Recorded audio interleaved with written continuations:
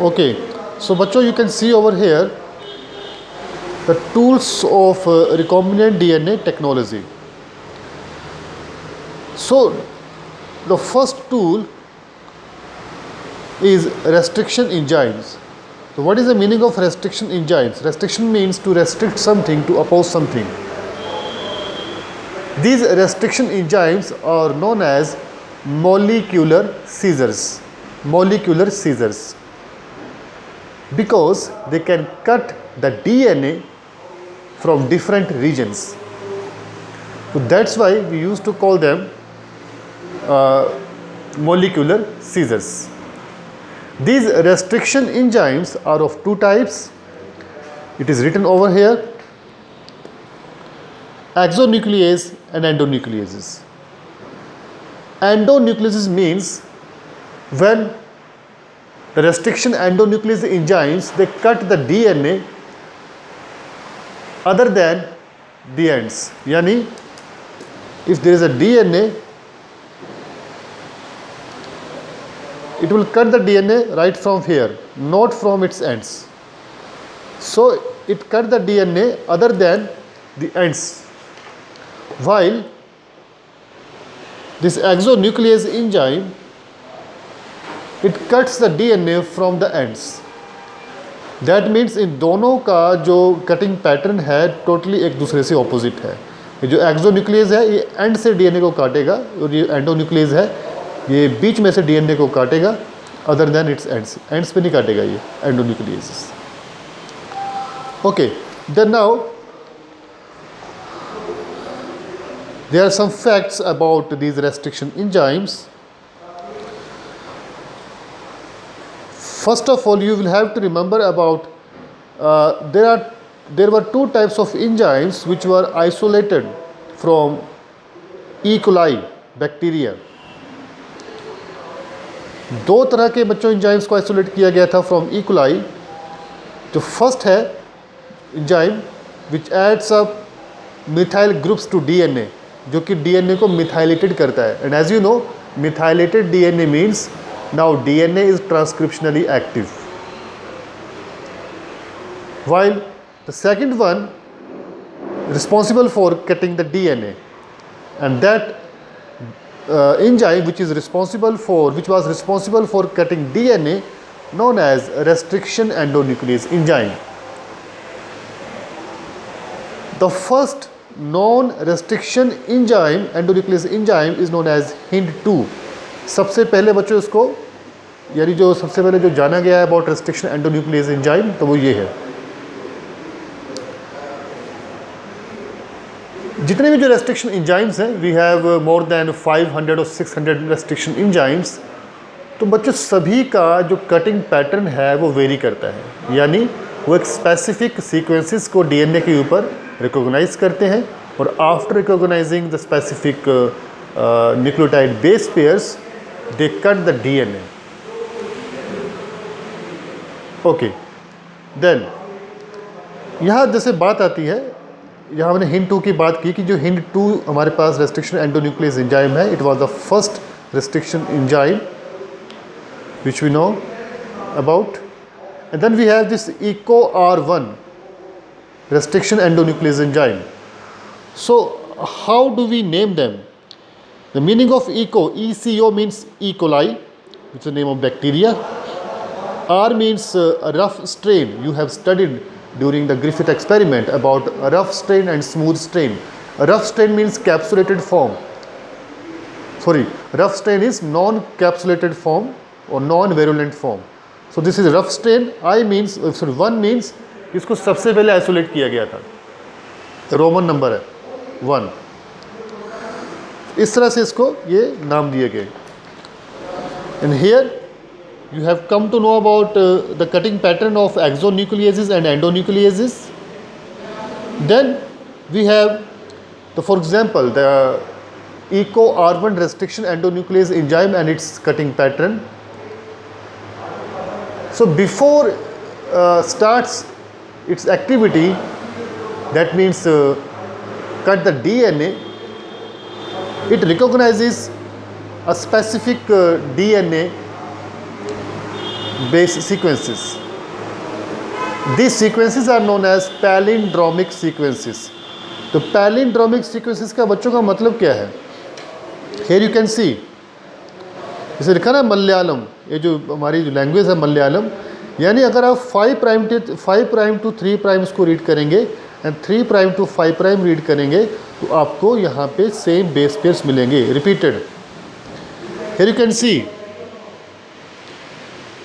GAATTC 5 to 3 and 3 to 5 देखो GAATTC. So these are palindromic sequences. Here you can see, यहाँ लिखा हुआ बच्चों,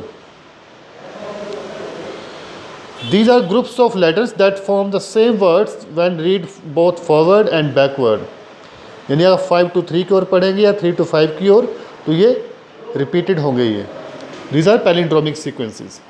So this is specific palindromic sequences which is recognized by EcoR1 restriction enzyme before its activity. तो जैसे ही वो DNA के ऊपर उसको ये सीक्वेंस दिखेगा तो यहाँ से वो DNA को कट कर देगा.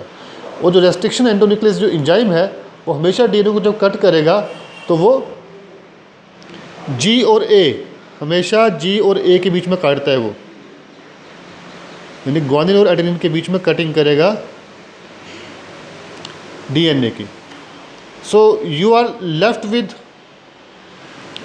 ये देखो ये AATTC और G ये अलग हो गया, GCG ऊपर, ये CTTAA ये अलग हो गया यहाँ पे.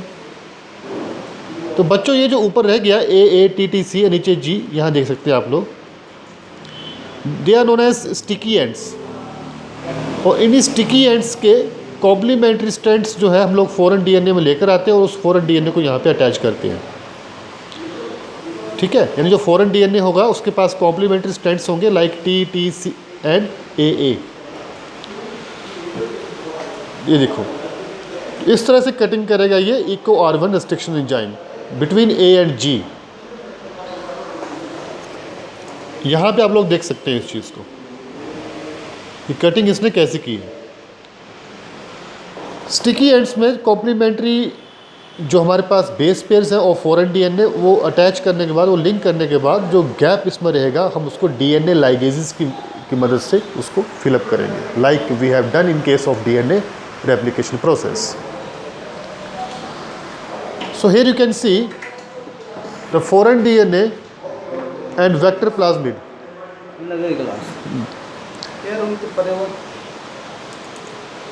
So this is the foreign DNA and this foreign DNA is carrying desired gene, जो कि आप लोगों को स्पेसिफिक ट्रेट या फिनोटाइप चाह रहे हैं अपने इस प्रोडक्ट में. तो वो जो डिज़ायर्ड फिनोटाइप और ट्रेट है उसको जो जीन कैरी कर रहा है वो जीन इस फॉरेन DNA में है. मान लीजिए वो जीन इस एरिया में है. This is vector plasmid. इसके थ्रू आप उसको होस्ट में इंट्रोड्यूस करेंगे. As you know, plasmid is a accessory DNA fragment present in prokaryotic cytoplasm. यहाँ पे इसको सर्कुलर शो किया गया है. क्यों? Because prokaryotic DNA is circular in shape. That's why. So यहाँ पे इस foreign DNA को पहले हम लोग काटेंगे और इन दोनों जगह पे, क्योंकि जब यहाँ से सेगमेंट ऑफ DNA को यहाँ ट्रांसफ़र करना है तो इसको भी यहाँ से काटना पड़ेगा किसी जगह से. So we will use the same restriction endonuclease enzyme. वो इसलिए अगर हम दोनों जगह पे EcoR1 या EcoR1 को या HIN2 कोई भी इसमें से हो सकता है, अगर दोनों एक ही जगह हम लोग एक ही एंजाइम को हम अगर यूज़ करेंगे तो क्या होगा, जो कटिंग पैटर्न होगा वो भी सेम रहेगा, जो स्टिकी एंड्स होंगे वो भी सेम जैसे बनेंगे. इस वजह से सिंपली इस फॉरेन DNA के सेगमेंट को हम लोग इंसर्ट कर सकते हैं इस प्लाज्मिड वेक्टर के अंदर. यहाँ देखिए कटिंग की गई. मान लीजिए हम इस सेगमेंट को हम लोग काटे हैं, इसको हम लोग यहाँ पे इंसर्ट करेंगे यहाँ पे. तो इंसर्ट इसको यहाँ पे इंसर्ट करने से पहले इसको यहाँ पे कट करना पड़ेगा और हम लोग सेम रेस्ट्रिक्शन एंजाइम को यूज़ करेंगे. फिर हमने इसको यहाँ पे इंसर्ट किया, इसकी रेप्लिकेशन हुई. अभी देखो यहाँ पे इंसर्ट हो गया.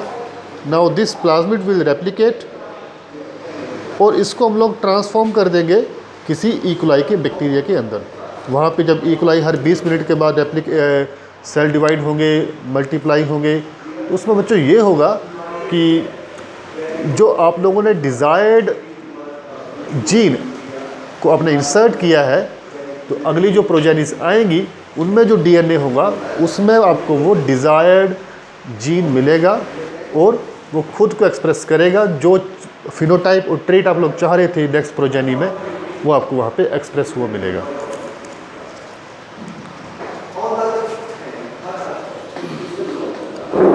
Then next topic we have, that is electrophoresis.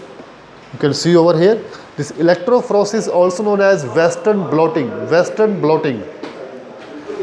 And the principle of the electrophoresis, gel electrophoresis, is separation of components on the basis of their molecular size.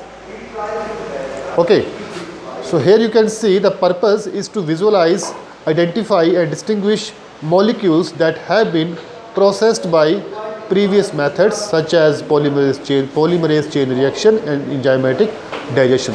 यानी जैसे आपने रेस्ट्रिक्शन एंडोन्यूक्लियस को यूज़ करके आपने DNA को fragments में काटा है, अब जो डिफरेंट साइज़ के जो फ्रैगमेंट्स कटे हैं due to restriction endonuclease enzyme, तो डिफरेंट साइज़ के फ्रैगमेंट्स होंगे डीएनए के। जितना स्मॉल फ्रैगमेंट होगा डीएनए का उतना सही होता है आगे स्टडी के लिए, यूज़ के लिए। तो हम लोग कैसे उसको जो स्मॉल फ्रैगमेंट है वो हमें कैसे मिले, तो हमें मिलेगा वो इस जेल इलेक्ट्रोफोरेसिस टेक्निक के थ्रू। इसमें हम लोग क्या करेंगे, अगार एग्रोस जेल यहाँ रखा हुआ है इस पूरे सिस्टम में, जेल इलेक्ट्रोफोरेसिस में। एक साइड यहाँ पे एनोड, एक साइड यहाँ पे कैथोड डाल देंगे। डीएनए के पास बच्चों नेगेटिव चार्ज होता है, तो जैसे हम लोग इलेक्ट्रिक करंट पास करेंगे इस एग्रोस जेल के अंदर, तो जो डीएनए है वो पॉजिटिव पोल की ओर जाना शुरू कर देगा, यानी ऑपोजिट पोल की ओर।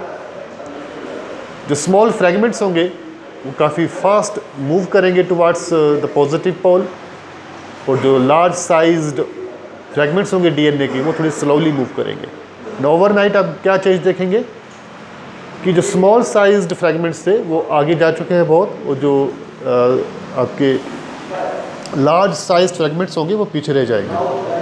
और उस बेसिस पे यहाँ आप देख सकते हैं, these are large size DNA fragment, these are small sized. तो हमें ये चीज़ चाहिए। इसको हम लोग with the help of nylon paper की मदद से हम यहाँ पे उठा लेते हैं। अब बच्चों डीएनए को कैसे हम विजुलाइज किया जाए, क्योंकि डीएनए तो कलरलेस होता है और ये जो जेल है ये भी कलरलेस है, तो कैसे उसको रिकॉग्नाइज किया जाए, कैसे इसकी विजिबिलिटी वहाँ पॉसिबल हो पाए। तो हम लोग इसमें इथीडियम ब्रोमाइड कलरिंग रिएजेंट उसको यूज़ करते हैं, जो कि कलर इम्पार्ट करेगा इस पूरे सेक्शन में, जिससे हम लोग ईज़िली जो है ये देख पाएंगे कि डीएनए कहाँ यहाँ पे वो मूव किया है इस एग्रोस जेल के अंदर। हम लोग simply with the help of nylon membrane, nylon paper, हम लोग इस यहाँ से इस डीएनए स्मॉलेस्ट डीएनए फ्रैगमेंट्स को यहाँ से उठा लेंगे।